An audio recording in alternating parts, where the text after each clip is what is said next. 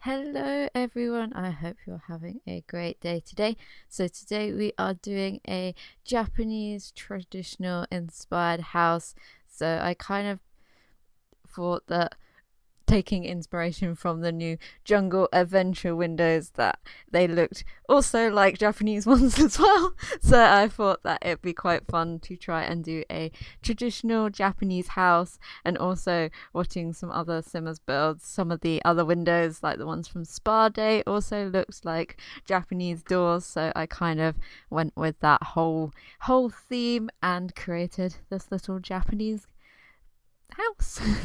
So I kind of does sort of made a mood board outside the house, which where I collected a load of objects and wallpapers and stuff that I wanted to use, because obviously I wanted it to be as accurate as possible that I could get to a Japanese house, and remembering that I could actually change the roofs using the shift and the C key, so you get more options to make the traditional shape of a Japanese house. So it was looking good, and the cats and dogs fencing there that I'm using worked really well, because there was a reference image that I was looking at that had that sort of crisscrossed fencing round their balconies. So I think that worked quite well. And I tried to do a lot of landscaping as well, trying to create like sand gardens and some water sort of features in there, because that is a staple in a Japanese garden. So with the house itself, it is quite a minimal house. So there's lots of whites. I'm using that wallpaper from the Get Together pack, which is supposed to be like a Tudor outside sort of wallpaper, but using it obviously in this context of being a Japanese sort of rice paper wall with the timber inside. So it works really nicely in this build, and using all the jungle adventure sort of Asian looking windows to do the top, and using some of them on the outside as well. I also used the wall trim, the underwall trim as well, to suggest that this house has beams. So we're using these Bardo windows for the sort of the slidey doors that they have in Japanese houses. So I thought they'd be quite cool, and you get the light in as well. So all the downstairs has actual natural light, because I wanted it all to be open plan as much as possible, because obviously that is important when you're doing a Japanese build. And there wasn't any doors that really matched the windows that I was using either, so kind of had to go with the opening, like cutting away one of the walls. So inside I tried to do the flooring like a Japanese house as well. So it kind of has the wooden floor around the outside of each room, and then we've got using the carpet to have the sort of bit in the living room that I don't know what the name of it is for, but it's kind of, they use that as a rug almost. I do go add in some rugs and stuff just to add a bit more detail, but I kind of use the flooring as that main source. And then this is the living room area, so using the sofas from the jungle adventure stuff, and then I used a good mix of the city living stuff as well, because obviously that has a lot of different cultures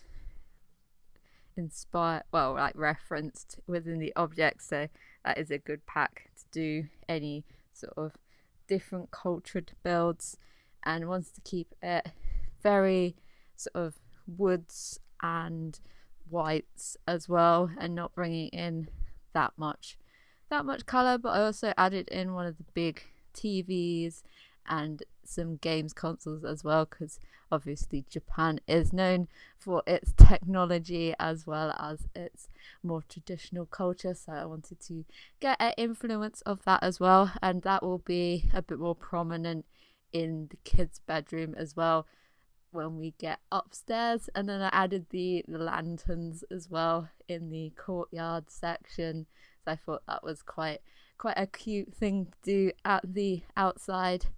And I don't know whether I've added it in yet, but that little house sort of pagoda thing out the back is where I have put a meditation seat, so your sim can go out there and do some tranquil meditating while listening to the water and observing the koi carp that are in the ponds as well, because I used that rug from City Living to add in the fact that there are little fish swimming around in the ponds. And then the back room is a tea ceremony room, or quote unquote dining room. I just did the air quotes to myself. That's so bad. No one can see me do that.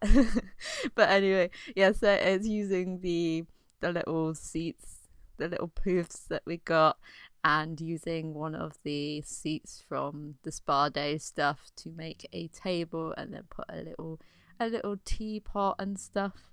And there's a noisy car in the background driving away, thankfully. And I used a lot of spa day stuff as well in this pack, because that came with a lot of good wood and sort of clean textures, and some of the furniture fits in really well because it's got that sort of Japanese-esque looking things. And I put in a load of the wall hangings and the painting canvases that we got from City Living as well, because obviously they have the Japanese influence on them. And then this is the kitchen area, so it's really basic. It's got like a wood log sort of stove, so, and just a few seats and an older fridge as well that's from the jungle pack. And I didn't want to add too much in the kitchen because I didn't want that to be the focus of the build. It was kind of more the other rooms, and wanting your Sims not to spend too much time in the kitchen either. They'd be off doing other things.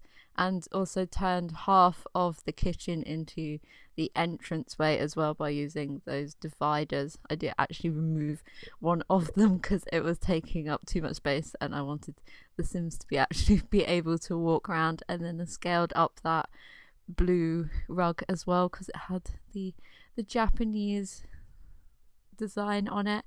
I also made sure to put in the little shoe rack there because obviously you would not be allowed to wear any footwear unless it was sandals that has been outside, because that is a big thing in quite a few Asian cultures, because they don't like you to bring the dirt into the home.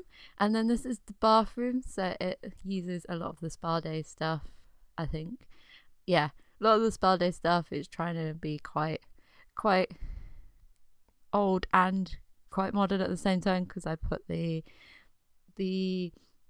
talking toilet. I forgot what it was called, the technology toilet, because I thought that'd be quite funny to put in, and it's the sort of thing that Japanese people actually have in their houses, and I think they're quite creepy. I quite like the ones that do all the fountains and stuff. That they're quite funny, but I don't know how I would feel if there was a little eye watching you as you were on the loo. So I put one in there for just to creep out your Sims basically, and put a lot of incense and stuff, and the little rolls of towels as well, and all the seats and stuff from Spa Day were quite good to use. And then this is the kids' bedroom, so it's kind of looking at some more like bringing in the kawaii sort of kids stuff and the sort of anime cartoony characters. So we've got trying to pick out some of the stuff that they used in the kids stuff to have those sort of characters about. And this is quite a fun room. It's kind of, they're allowed to be a bit more messy and a bit more themselves, but they kind of have to keep all their stuff in in their room. And obviously they've got a science table because they're all big into their education and stuff.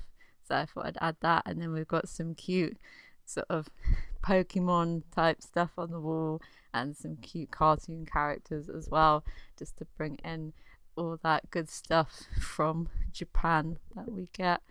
And I also, there's just the kids' room and a master bedroom and the bathroom on the top floor. So the master bedroom is really quite like, well, not modern, but sort of you'd walk into somewhere like Muji and find all find all the stuff in there. So it's all quite neutral and quite plain and calming. I don't think I'd particularly like to have a room like this because I'd like a few more stuff in it, but it has a few traditional stuff, a few modern pieces just to kind of balance it out. And it does have the open windows as well from the jungle stuff, well, the Jungle Adventures pack, so they can have some natural, I think I put some traits on this lot as well, so it has like breezy and sunny aspect and quiet and peaceful. So I thought they would go quite well in this build.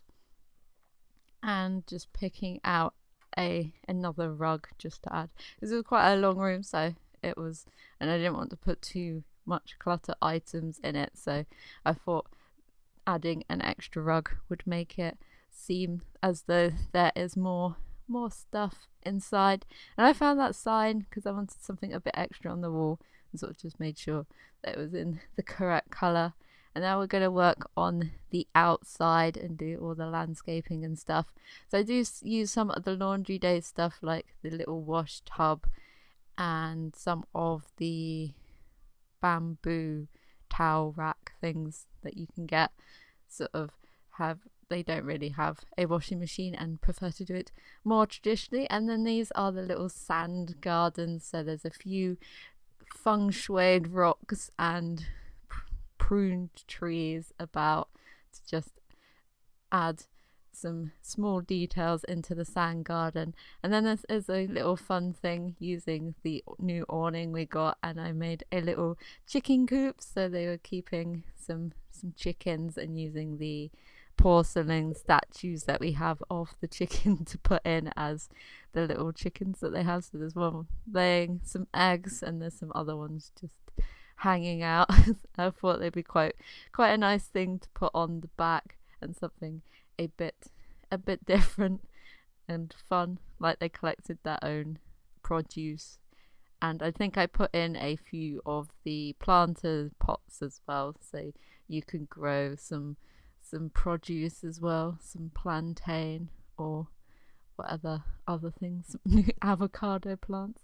I still need to go and find an avocado plant and bring that in. And I used a lot of the cherry blossom-esque trees as well, because obviously it is somewhat spring now. I think it's gonna maybe snow again at the weekend, so I don't know whether the weather has decided that it's not going to be spring at all. So hopefully it's going to warm up soon and we can have, there is some blossom about, but not that much at the moment, so hopefully it does warm up enough and make it a bit more greener and some more life into nature. And then I used the fence. I've never used that before, but I thought it was, as I didn't want one that blocked the view of the house, but also wanted to make it a bit more private. So I used that fence, and I think I shall be using that again. And then I wanted to extend the sand garden into the front, and then thought it looked a bit weird that the sand kind of just stopped.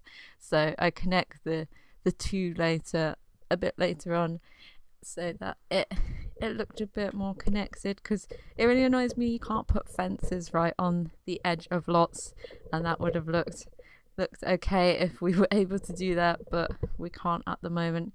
So I do actually go in and blend the sand into the outside so it doesn't look so harsh against the grass. and just adding in some lights as well. I used those ones, the hanging lights from not get together, city living again, because I thought they'd be nice outside, and then just a few key lights around the place just to give you some light in the evening, and then just connecting the sand garden and adding in some blossom that has fallen from the tree, and adding in some more rocks. So I think we are near the end, just adding in a few more of those awesome trees, and we should be getting into the screenshot soon. Oh yeah, and I make a little entrance area. I completely forgot about that. So just making an entrance way just to finish off the build. It was quite a fun one to do, and it is on the gallery as well, so if you would like to have it in your game, then you can. So I hope you enjoyed this build. If you did, feel free to leave a like, and I look forward to seeing you in the next one. Bye.